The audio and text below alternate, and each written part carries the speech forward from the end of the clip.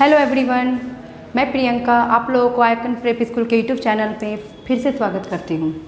ठीक है बच्चों, आज मैं क्लास 6 के चैप्टर 2 मतलब पाठ 2 से कहानी आज मैं आप लोग को पढ़ाऊँगी, जिस कहानी का नाम है धन की खोज। क्या नाम है उस कहानी का? धन की खोज, है ना। चैप्टर का पहले मैं अर्थ समझा दूँ बच्चों आप लोगों को कि आखिर यह पाठ कहना क्या चाह रहा है। ठीक है, इस पाठ में धन की खोज कहने का अर्थ ये नहीं कि किसी धन की खोज की जा रही, नहीं। इस पाठ में गुरु शिष्य की ही कहानी को बताया गया है कि गुरु और छात्र, है ना, शिष्य और छात्र जो हैं, गुरु शिष्य मतलब कहने का अर्थ है छात्र, और गुरु मतलब हमारे शिक्षक जो हम हुए। ठीक है, तो गुरु और शिष्य में किस तरह का संबंध स्थापित हुआ है और वो अपने शिष्य को क्या समझाना चाहते हैं, है ना। एक ज्ञान दे रहे हैं जिस ज्ञान को यहाँ पे धन की खोज का नाम दिया गया है। तो ज्ञान किस चीज़ का? ज्ञान जो यहाँ धन जो बोला जा रहा है वो धन किस चीज़ के बारे में कहा जा रहा है? ज्ञान के बारे में, है ना। धन कहने का अर्थ यहाँ पे है ज्ञान। तो यहाँ पे धन की खोज नहीं हो रही है बच्चों, यहाँ पे किस चीज़ की खोज हो रही है? ज्ञान की। किस चीज़ की? तो ज्ञान की।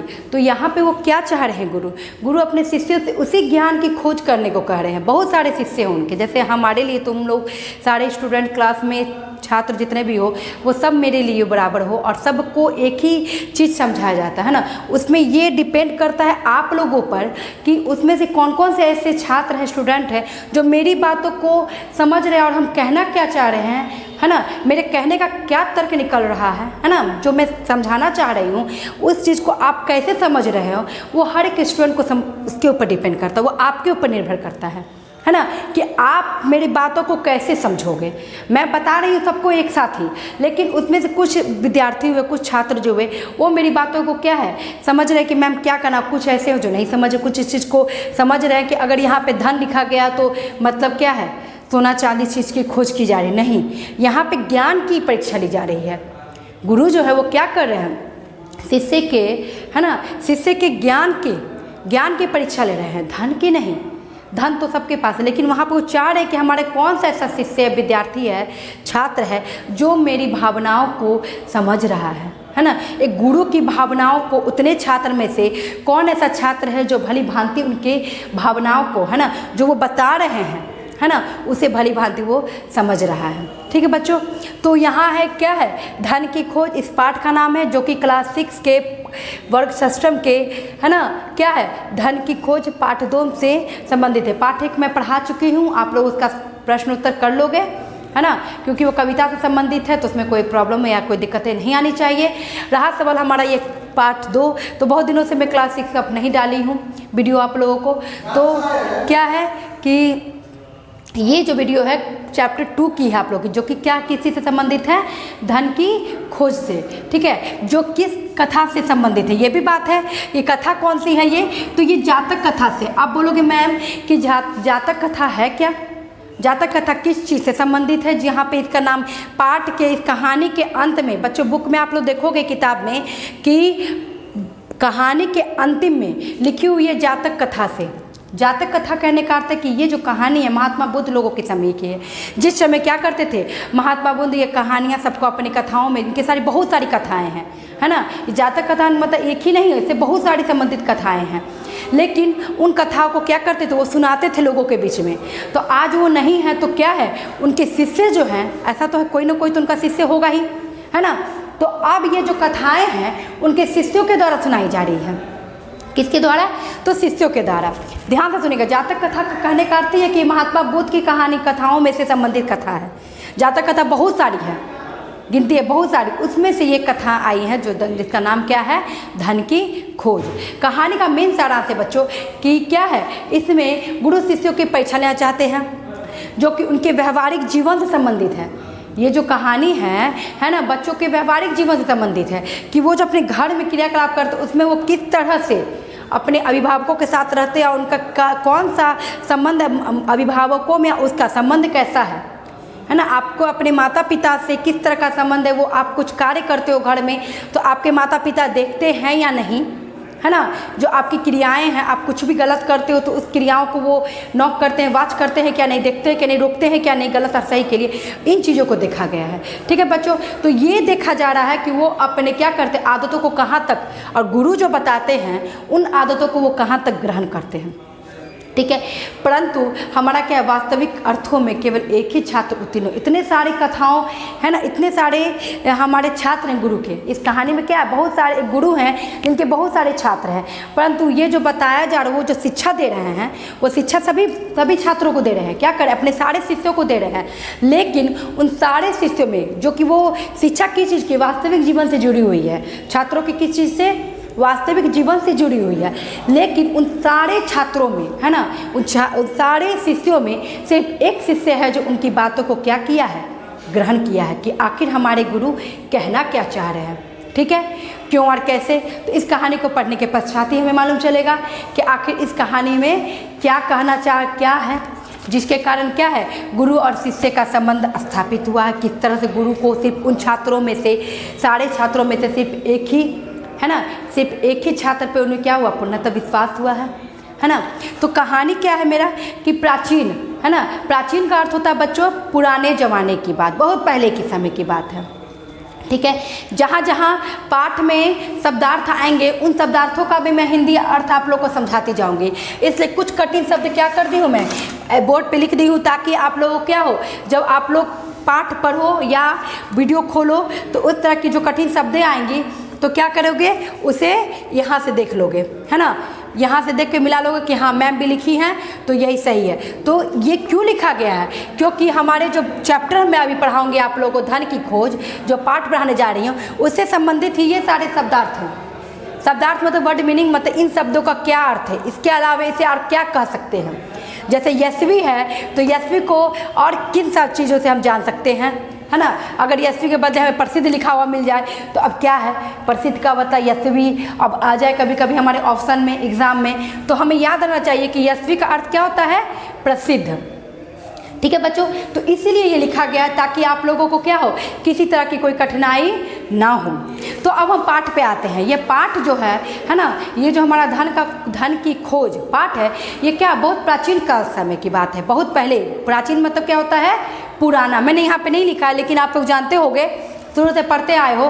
प्राचीन का अर्थ होता है पुराना, मतलब बहुत पहले समय की बात। ठीक है बच्चों, अब क्या है, एक गुरुकुल था, गुरुकुल है ना।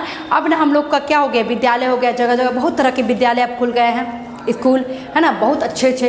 पहले क्या था, पहले के ऐसा नहीं था। पहले क्या होते थे, आश्रम होते थे, है ना, गुरु का आश्रम होता था, जहाँ राजा महाराजाओं के जो पुत्र होते थे, है ना, वो क्या करते थे, वहाँ जाके शिक्षा दीक्षा ग्रहण करते थे। ठीक है, क्या कर रही हूँ मैं कि अब है ना, अब ना हमारा विद्यालय बड़ा बड़ा सा बिल्डिंग खुल गया है ना। लेकिन पहले क्या होती थी, पहले ये इमारतें नहीं होती थी स्कूल की। पहले क्या होती थी, पहले हमारे यही गुरु का आश्रम होता था, जहाँ पे राजा महाराजा अपने पुत्रों को उन गुरुओं के पास, है ना, उस आचार्य के पास, गुरु के पास, है ना, क्या करते थे, शिक्षा दीक्षा मतलब पढ़ने के लिए भेजते थे। और वहाँ पे राजमहलों की तरह सुविधाएं नहीं रहती थी। आज तो हम लोग क्या होता है, घर से निकलते हैं, विद्यालय आते हैं, विद्यालय भी पूरा एकदम फैसिलिटी, फैन चल रही है, पढ़ रहे हैं, ठीक है, और घर भी जाते तो फैन नीचे बैठते। लेकिन जब पहले तो होते थे पढ़ाई, जब पहले राजा महाराजा के पुत्र जब शिक्षा ग्रहण करते थे तो वो महलों की तरह सुविधाएं उन्हें आश्रम में नहीं मिलती थी। ठीक है, सुनिएगा क्या कर रही हूँ मैं कि जिस तरह वो महल में रहते थे राजा महाराजाओं के पुत्र, उस तरह की सुविधाएं उसे आश्रम में नहीं मिलती थी। तो वो सभी सुविधाओं से छीन हो जाते थे। उनको वहाँ से क्या कर दिया जाता, जब उनकी एक आयु होती थी शिक्षा दीक्षा ग्रहण करने की, तो क्या कर दिया जाता था, उन्हें आश्रम भेज दिया जाता था, है ना। उनके माता पिता या राजा रानी क्या करते थे, अपने पुत्र को शिक्षा दीक्षा ग्रहण पढ़ने के लिए क्या करते थे, आश्रम में भेजते थे। तो यही आश्रम की कहानी है, जहाँ पे गुरु और शिष्य के, है ना, बीच की जो वास्तविक जीवन का जो ज्ञान है वो बताया गया है। तो गुरुकुल था, गुरुकुल मतलब आश्रम, जो कि क्या था, बहुत विशाल और प्रसिद्ध। विशाल मतलब क्या होता है बच्चों, बहुत बड़ा, दिया हुआ शब्दार्थ में देख लोगे दिए हुए हैं। और प्रसिद्ध मतलब होता है बहुत ही माना जाना, प्रसिद्ध, फेमस, जिसको इंग्लिश में कहते हो, बहुत ही फेमस है, बहुत महान जाना माना हस्ती है, नहीं कहते, बहुत फेमस है ना। तो क्या है, प्रसिद्ध था, मतलब विशाल भी था, बड़ा भी था, और वो बहुत ही प्रसिद्ध गुरुकुल था। उसके आचार्य भी क्या थे, बहुत ही विद्वान थे। जो वहाँ जो गुरु थे उस आश्रम के, जो शिक्षा दीक्षा देते थे, वो भी क्या थे, बहुत ही क्या थे, ज्ञानी थे, बहुत ही महान थे, बहुत विद्वान थे, है ना, बहुत ही विद्वान थे। है ना। विद्वान मतलब क्या, जो बहुत ही ज्ञान से भरे हुए हैं, जिनमें ज्ञान की क्या है, ज्ञान से जो परिपूर्ण है ना, पूरे परिपूर्ण है। उनको हर सही अज्ञान और अज्ञान के बारे में पता है, सही गलत के बारे में हर एक, है ना, हर एक चीज़ की ज्ञान है उन्हें। विद्वान थे वो। तो गुरु भी क्या थे वहाँ के, जो गुरु थे वहाँ के, वो भी क्या थे, बहुत ही विद्वान थे। और क्या थे, यशवी, जिसका बहुत यश, यश मतलब कीर्ति। मतलब देखते हो ना, कभी कभी हम लोग अब हमारे क्या होते हैं, शिक्षक होते हैं, कोई टीचर बहुत ही पढ़ाने में, एजुकेशन में क्या होते हैं, बहुत ही फेमस होते हैं। कहते हैं अरे चलो मैथ्स के वो टीचर है, बहुत अच्छे पढ़ाते हैं। तो क्या होता है, क्योंकि उनकी पढ़ाई बच्चों के समझ में आ रही है और वो उनके मेथड को, उनके पढ़ाने के टीचिंग मेथड जो आती हैं पढ़ाने के, जो क्वालिटी उनमें होती है, वो उनमें बहुत ज़्यादा है। वो जानते हैं कि किस बच्चे को हम किस तरह समझाएंगे तो बच्चे हमारे समझ जाएंगे, है ना। तो यही कहा जाता है कि क्या है, कि इस तरह से बच्चे उनको क्या करते हैं, पसंद करने लगते हैं कि नहीं, ये जो हमारे शिक्षक हैं ये हमारे क्या कमियों को समझते हुए हमें पढ़ा रहे हैं, है ना। वो हमें चाह रहे हैं कि हमें किस तरह से, मैं अगर इस तरह से नहीं समझ रहा हूँ तो दूसरे मेथड को अप्लाई करते हैं, दूसरे टीचिंग मेथड से वो हमें समझा के क्या करते हैं, सिखाना चाहते हैं। तो इस तरह से क्या होता है, गुरु और शिष्य, है ना बच्चों, इस तरह से क्या होता है, गुरु और जो हमारे शिष्य, उनका संबंध जो होता है ना, खुद ब खुद एक लगावपूर्ण हो जाता है। कहा भी गया है, गुरु गोविंदाव खरे काकू लागे पाए, बलिहारी गुरु आपने जिन गोविंद दियो दिखाए। तो गुरु एक ऐसा चीज़ है जो क्या करते हैं, एक ऐसा माध्यम है कि हमें उस ईश्वर के बारे में और माता पिता के बारे में भी ज्ञान कराता है। तो अगर हमारे सामने गुरु और ईश्वर दोनों खड़े होंगे, गोविंद मतलब ईश्वर, दोनों खड़े होंगे, तो सर्वप्रथम हमें किसका पैर छुएंगे, गुरु का। क्योंकि उस भगवान के बारे में भी, उस ईश्वर के बारे में भी हम नहीं जानते थे, अज्ञान थे। हम नहीं जानते थे कि ईश्वर क्या है, ईश्वर कौन कर रहा है, कि ईश्वर की पूजा कैसे की जाती है, अर्चना कैसे की जाती है, ईश्वर ने क्या क्या किया हमारे लिए, हम नहीं जानते। लेकिन इसके बारे में अवगत किसने कराया हमें, इसी गुरु ने। यही गुरु हैं, इन्होंने ही हमें बताया कि ये हमारे ईश्वर है, हमारे भगवान हैं, इन्हें हमें पूजना, हमारे में इनकी क्या करनी है, आराधना करनी है ना। तो दोनों में अगर खड़े हो तो हम सर्वप्रथम क्या करते हैं, गुरु का ही पैर छूते हैं, क्योंकि गुरु ही हमें क्या करते हैं, उस ईश्वर के बारे में बताते हैं। तो यहाँ भी कहा जा रहा है कि क्या है, कि गुरु क्या थे, बहुत ही यशस्वी थे, बहुत ही जानकार थे, बहुत ही फेमस थे, प्रसिद्ध, है ना। एक दिन आचार्य, अब उस जो आश्रम में एक दिन गुरु ने क्या चाहा, गुरु ने चाहा कि सारे शिष्यों की परीक्षा ली जाए। हम लोग भी एक वर्ग में पढ़ाते हैं तो किसी दिन होती है आप लोगों से, चलो टेस्ट लेते हैं आज, जो तुम लोग को IQ कुछ अलग टेस्ट, मतलब जो पढ़ा रहे हैं वर्ग में उससे कुछ अलग आज हम आप लोगों से पूछते हैं। होता है कि बच्चों का तो जाओ अपने घर में मम्मी पापा से ये पूछना, और जो हम सही हमको बताएगा घर से पूछ के मम्मी पापा से आएगा, उसको हम समझेंगे कि हाँ वो सही पढ़ता है, वो मेरी बातों को समझ रहा है ना। कहते हैं ना कि आप लोग अपने घर पे जाइए, मम्मी पापा से पूछना इस चीज़ को और करना, और अपने घर पे करके इस चीज़ को देखो, अगर उसमें तुम सफल हो तो हम समझ गए कि क्या है जो हम बता रहे हैं, जो मैं शिक्षक को तुम्हें समझा रहा हूँ, तो मेरी बातों को समझ रहे हो, मेरी भावनाओं को आप समझ रहे हो। तो ऐसे ही क्या किया, गुरु ने एक दिन सोचा आश्रम में कि क्या किया जाए, अब एक दिन क्या कीजिए, परीक्षा ली जाए। किस चीज़ की, तो सारे विद्यार्थियों को। तो एक दिन आचार्य ने सभी विद्यार्थियों को विद्यालय के प्रांगण में, विद्यालय के प्रांगण कहने का अर्थ है कि विद्यालय का आंगन, प्रांगण मतलब होता है बच्चों आंगन, और विद्यालय मतलब हमारा होता है स्कूल, जानते हो। तो प्रांगण, उसी विद्यालय के प्रांगण में सभी विद्यार्थियों को बुलाया, सभी विद्यार्थियों को, विद्यार्थी मतलब शिष्य को, अपने छात्रों को, सबको बुलाया। उनसे कहा कि प्रिय छात्रों, जैसे आप वर्ग में तुम लोग सभी बच्चे बैठे हो, आप लोग सभी, उसमें मैं क्या कहूँगी, आज सब आ गए हो, आज मैं एक चीज़ आप लोगों को समझाना चाहती हूँ, कहती हूँ वर्ग में। तो जब सब बच्चे आ जाते तो समझाती हूँ कि आज ये कार्य आप लोग को घर से करके लाना है। तो गुरु ने भी क्या किया, ज्ञान की परीक्षा लेने के लिए सारे विद्यार्थियों को अपने आश्रम के आंगन में बुलाया और उनसे कहा कि मैंने तुम्हें एक विशेष प्रयोजन के लिए, प्रयोजन मतलब होता है एक योजना, है ना, एक कुछ उद्देश्य है मेरा प्रयोजन, जिसके लिए मैंने आप लोगों को बुलाया है, सारे विद्यार्थियों को। मेरे सामने एक समस्या आ गई है, वो अपने शिष्यों को कह रहे हैं कि मैं बहुत ही क्या है, दुविधा में फंस चुका हूँ, है ना, मेरे पास, मुझे समझ में नहीं आ रहा कि मैं इसका कैसे हल करूँ, कैसे हल निकालूँ।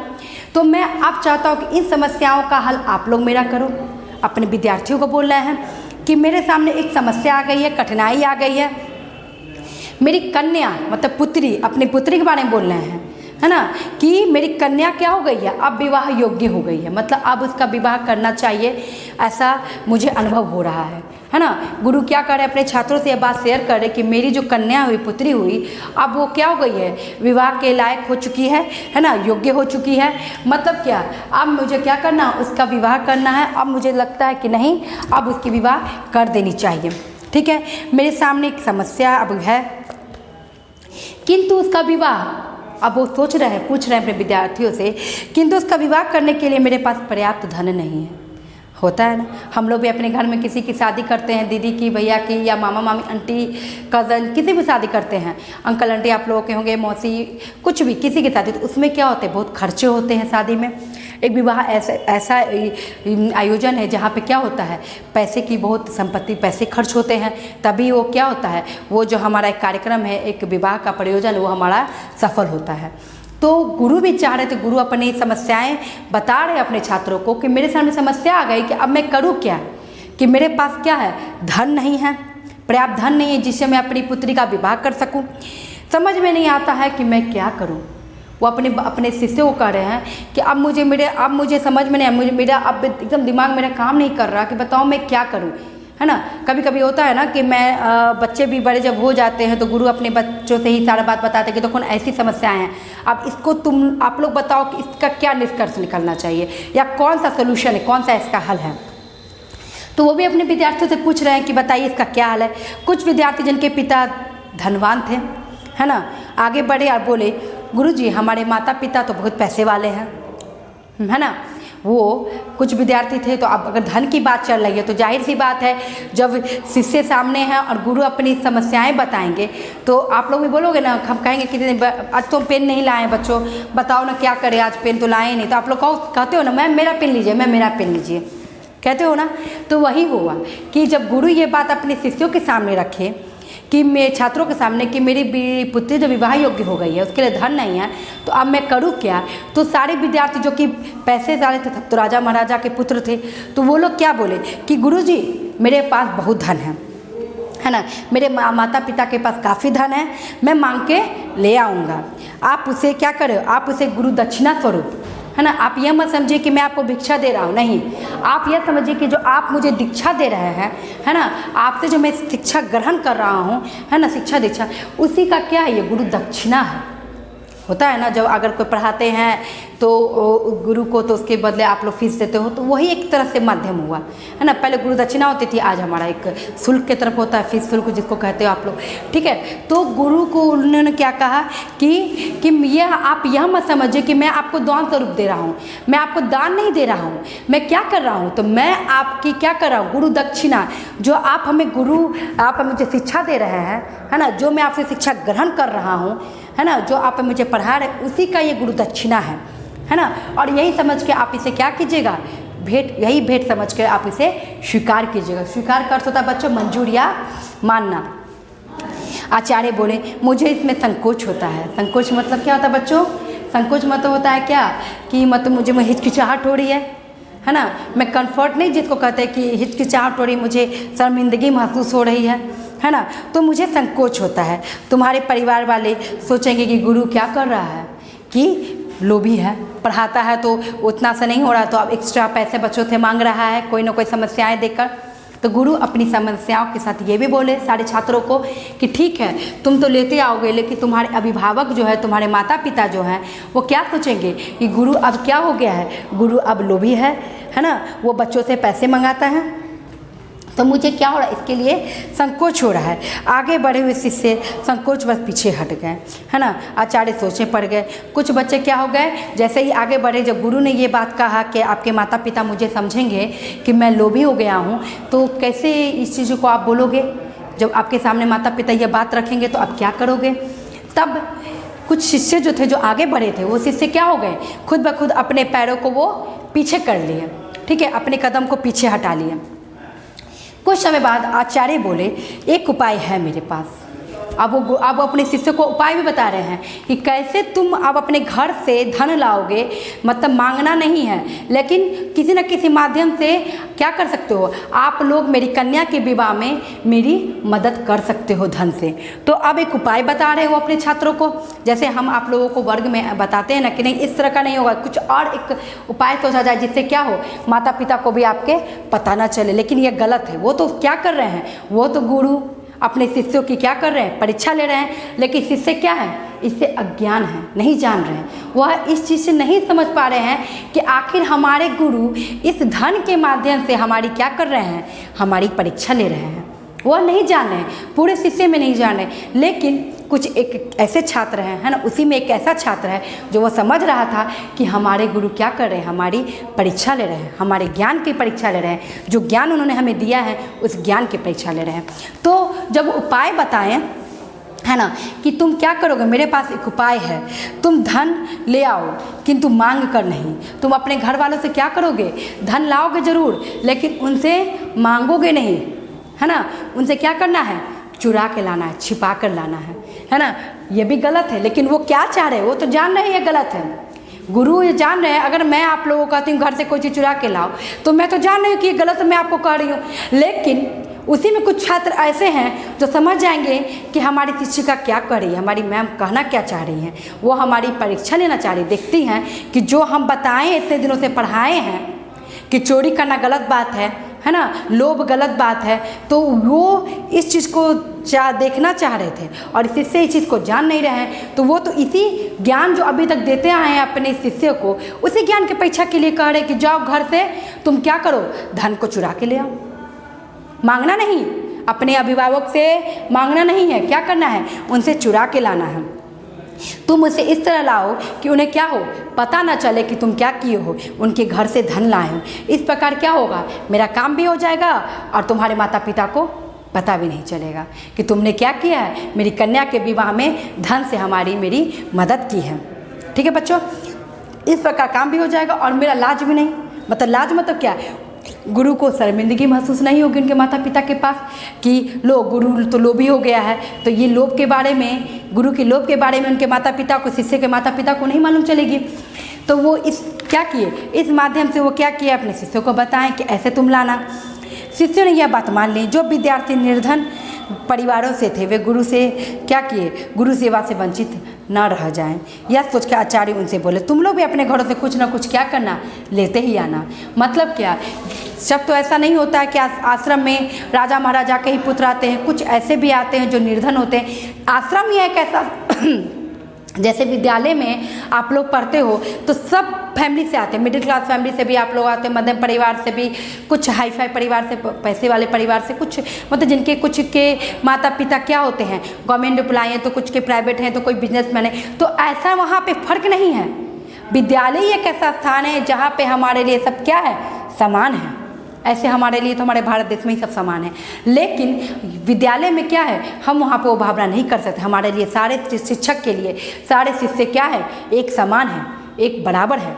ठीक है बच्चों, तो वो क्या चाह रहे थे, वहाँ पे क्या थे, उसी आश्रम में कुछ राजा महाराजा के पुत्र थे, तो कुछ क्या थे, निर्धन परिवार से भी थे। निर्धन मतलब क्या होता है बच्चों, गरीब क्या होता है, गरीब। तो कुछ जो बच्चे थे उस आश्रम में वो कहाँ से थे, किस परिवार से बिलोंग करते थे, संबंधित थे, तो वो निर्धन परिवार से, गरीब परिवार से। तो गुरु इस चीज़ को समझ गए, भावनाओं को, गरीब बच्चों के भावनाओं को समझ गए कि वो क्या ला के देंगे अपने घर से, उनके घर में तो धन नहीं है।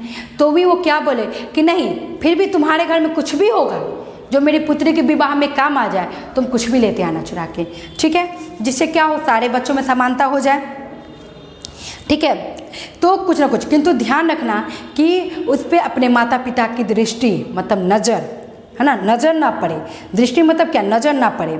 यदि किसी ने देख लिया तो क्या होगा, वस्तु जो है विवाह के लिए अशुभ हो जाएगी। जो हमारा और तुम्हारे बीच में जो बना है एक वादा, एक हमारे तुम छिपा हुआ बात है ना, वो क्या हो जाएगा, अशुभ हो जाएगा। वह विवाह कि मतलब गुरु शिष्य के बीच का जो संबंध है वो संबंध ही हमारा ख़त्म हो जाएगा। कि अगर तो कोई जान गया, तो अगर माता पिता देख लिए तो यह विवाह मेरा क्या है, शुभ होना चाहिए। तो इसलिए चाहते हैं कि यह कार्य करो तो तुम्हारे माता पिता की दृष्टि ना पड़े। शिष्यों ने विश्वास दिलाकर कहा, हम जो भी लाएंगे इस प्रकार लाएंगे, ठीक है ना, इस प्रकार छिपा कर लाएंगे कि मतलब घर में किसी को भी पता नहीं चलेगा। दूसरे दिन आज्ञाकारी शिष्य तरह तरह की वस्तुएं लाने लगे। सारे शिष्य जिनको जिनको जो जो कहा गया, कुछ कुछ अब जिनको जो सही लगा, गुरु के कन्या के विवाह के लिए उन शिष्यों को जो जो वस्तुएं योग्य लगी, है ना, जो उनके विवाह में काम आ सके, उन वस्तुओं को वो क्या किए, अपने घर से, अपने माता पिता से छिपाकर आराम से लेते आए घर, मतलब आश्रम, गुरु के आश्रम में लेते आए और अपने गुरु को दिए, है ना, कि गुरु को मदद करने के लिए ले आए और छिपा के अपने माता पिता से। आचार्य भी उन्हें प्रसन्नता से ग्रहण करते हैं। ग्रहण मतलब होता है स्वीकार करना, है ना, स्वीकार करना, ठीक है, स्वीकार कर लेते हैं कि चलो मेरे शिष्य ने लाया तो मैं इसे ग्रहण करता हूँ, ठीक है। कुछ दिनों बाद आचार्य ने देखा विवाह के लिए तो पर्याप्त सामग्री एकत्रित हो गई है, बहुत सारा सामग्री हो गया, सारे शिष्य लाला के दे रहे हैं, तो क्या हुआ, जाहिर सी बात है कि सारे वस्तुएं क्या हो गई, उनकी पुत्री के विवाह के लिए योग्य के लिए जमा हो चुकी है, अब एकत्रित हो गई है, जमा हो गई है, तो अब वो क्या कर सकते हैं, अपनी पुत्री का विवाह कर सकते हैं, है ना, तो एकत्रित हो रही। परंतु एक विद्यार्थी ऐसा भी था जो कुछ नहीं ला सका। सारे विद्यार्थी, सारे शिष्य कुछ न कुछ अपने गुरु के लिए लेके आए, लेकिन एक ऐसा विद्यार्थी था जो कुछ नहीं ला सका अपने घर से, जबकि वो धन से भरा था, उसके पास पूरे धन परिपूर्ण था। परिपूर्ण मतलब क्या, पूरी तरह वो धन से भरा हुआ था, उसके घर में धन की कमी नहीं थी।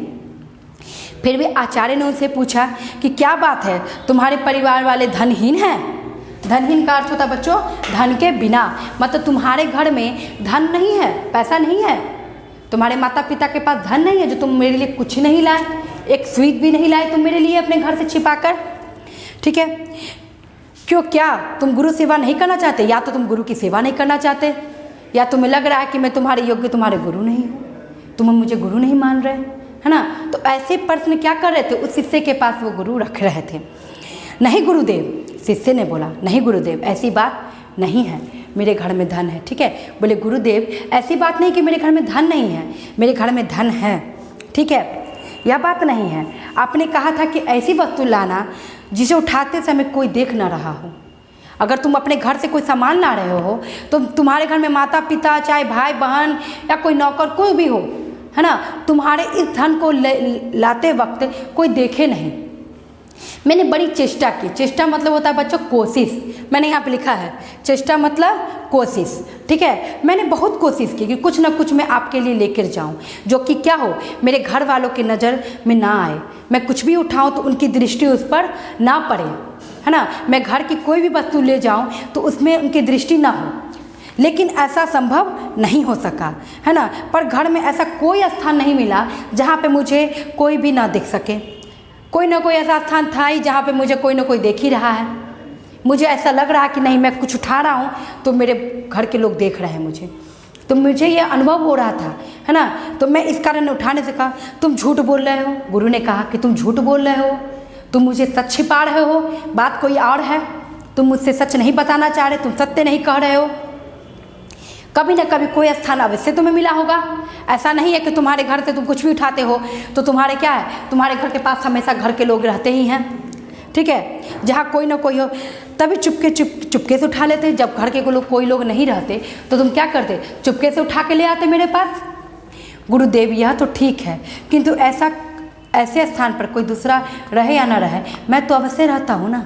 और मेरा अंतर आत्मा, मेरा जो अंदर का जो आत्मा है गुरुदेव, जो आपने मुझे शिक्षा दी है, जो आपने मुझे ज्ञान दिया है, उस ज्ञान को मैं क्या करूं?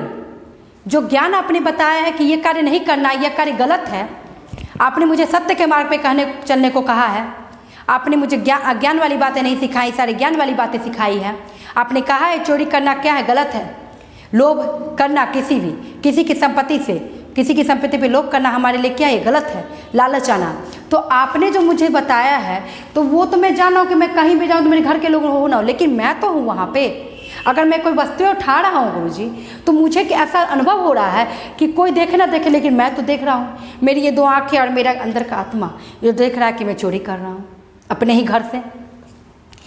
तो मैं वहाँ रहता ही हूँ, अन्य कोई देखे या ना देखे, मैं तो कुकर्म कहलाऊँगा ना। कुकर्म मतलब क्या होता है बच्चों, कि जो बुरा कार्य करे, तो मैं तो कुकर्मी कहलाऊँगा ना। और आपने मुझे आज तक सत्य के राह पर चलने को कहा है और आज मैं आप चोरी करके अपने घर से लाके आपको वो वस्तुएं दूं, तो मैं भी तो कुकर्मी कहलाऊंगा। मैंने भी तो असत्य कार्य किया है ना। मैंने आपके दिए हुए ज्ञान की अवहेलना की है। जो आपने मुझे बताया आज तक, जो सिखाया आज तक वो उन ज्ञानों का क्या है, वो सारे छीन खत्म हो जाएंगे जब मैं चोरी कर लूँगा। ठीक है। आचार्य ने तुरंत उस शिष्य को क्या किया, गले लगा लिया। वो समझ गए कि मैंने जो आज तक ज्ञान दिया था सारे शिष्य को, उसमें यह एक ऐसा विद्यार्थी शिष्य है जो मेरी बातों को समझ सका, मेरे ज्ञान को समझ सका, और जो मैं बता रहा था उस ज्ञान को वो क्या है, उसने ग्रहण किया है ना। उसने लोभ में नहीं आया कि गुरु ने कह दिया तो यह कार्य करना है, चाहे वो गलत हो या सही हो, यह जरूरी नहीं है। गुरु ने कह दिया कि तुम्हें चोरी करके लाना है और गुरु ने कह दिया तो मैं कर लूँगा, नहीं। गुरु ने मुझे कुछ सिखाया भी तो था कि सत्य के मार्ग पर चलना है, चोरी नहीं करनी है, लोभ में नहीं जाना है। बस तू ही मेरा सच्चा शिष्य है, या मेरे क्या है, या मेरे कहने पर भी तू पाप मार्ग नहीं अपनाया। यह तेरे चरित्र की दृढ़ता है। दृढ़ता मैंने लिखा है बच्चों, मैंने मजबूती, कि तुम्हें कोई कितना भी क्या करे, अविचल कर दे, अपने रास्ते से अविचल कर दे, हटा दे, लेकिन तुम ऐसे विद्यार्थी हो कि तुम अपने रास्ते पे क्या होगे, दृढ़ निश्चयी रहोगे, मजबूती से अपने लक्ष्य को पूर्णतः क्या करोगे, प्राप्त करोगे। यही मेरी शिक्षा की क्या है, सफलता है। मैंने कहा ना कि गुरु क्या कर रहे थे, उसी शिक्षा की क्या कर रहे थे, शिक्षा की परीक्षा ले रहे थे। यही मेरी क्या है, शिक्षा की सफलता है। अपनी कन्या के विवाह के लिए मुझे धन की कोई आवश्यकता नहीं थी। मुझे तो ऐसे ही युवक की खोज थी जो मेरी कन्या को क्या करे, सच के मार्ग पे अपनाते हुए उसे सुखी संपन्न रखे। मैं ऐसे ही वर्ग की तलाश कर रहा था अपनी कन्या के लिए, ऐसे ही योग्य वर्ग को खोज रहा था जो मेरी पुत्री को क्या करे, सत्य के मार्ग पे जैसे मैं उसे शिक्षा आपको उसे दिया हूँ, वैसे ही उसे शिक्षा वाला उसे मिलना चाहिए जो उसके साथ उसकी जीवन व्यतीत साथ में करे, सत्य के मार्ग पे चलकर। अपनी कन्या के वाले मुझे धन की आवश्यकता नहीं थी बच्चों, है ना। पे विद्यार्थी को बोले मैं तो ऐसे युवक की खोज कर रहा था जिसके पास क्या हो, सील हो, सदाचार हो। सदाचार का अर्थ होता है बच्चों अच्छा आचरण, और प्रमाण मतलब होता है सबूत, है ना। दृढ़ता का प्रमाण मतलब होता है सबूत, मतलब यही आपकी क्या है दृढ़ता का।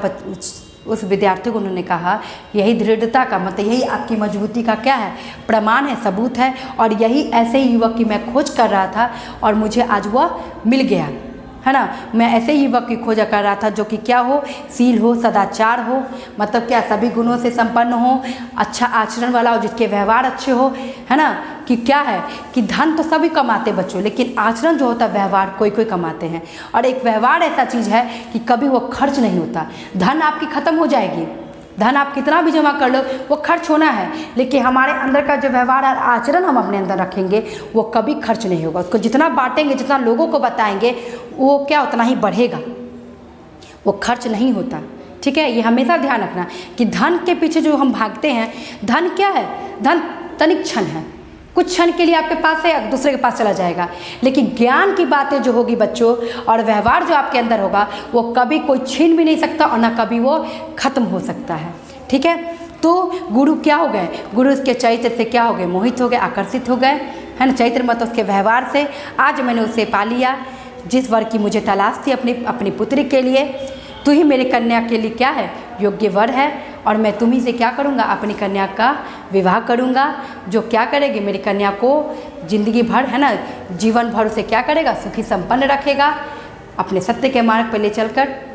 अब ये कहानी में किसी तरह की कोई समस्याएं होंगी बच्चों तो आप मुझे क्या करोगे, कमेंट बॉक्स में डाल दोगे इस चैप्टर के संबंधित, और इसके जो प्रश्न उत्तर है मैं अगले क्लास में आपको समझा दूँगी, ताकि आप लोग को प्रश्न उत्तर बनाने में कोई ऐसे तो कठिनाई नहीं होनी चाहिए। मैं कहानी इतना अच्छा समझा दी हूँ आप लोगों की कि कठिनाई नहीं होनी चाहिए, लेकिन फिर भी आप लोगों को किसी तरह की कोई कठिनाई अगर होती है तो आप लोगों को क्या करोगे, कमेंट बॉक्स में डाल दोगे कि मैम ये पार्ट में मुझे ये समझ में नहीं आई है, और इसके संबंधित प्रश्न उत्तर मैं आप लोगों को समझा दूँगी अगले क्लास में। ठीक है, आज ये थे पार्ट 1 समझिए, पार्ट 2 में मैं आप लोगों को क्या करूँगी, इसके प्रश्न उत्तर समझा दूंगी। ठीक है, ताकि आप लोग क्या करोगे, प्रश्न उत्तर बना लोगे। और चैप्टर 1 के जो भी है पार्ट 1 में उसके भी प्रश्न उत्तर मैं क्या करूँगी, समझा दूंगी, दोनों को साथ में समझा दूंगी एक क्लास में।